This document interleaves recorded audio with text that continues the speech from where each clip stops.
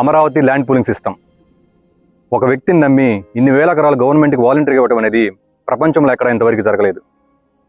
A scheme that had no parallel in the entire history of land procurement in the world.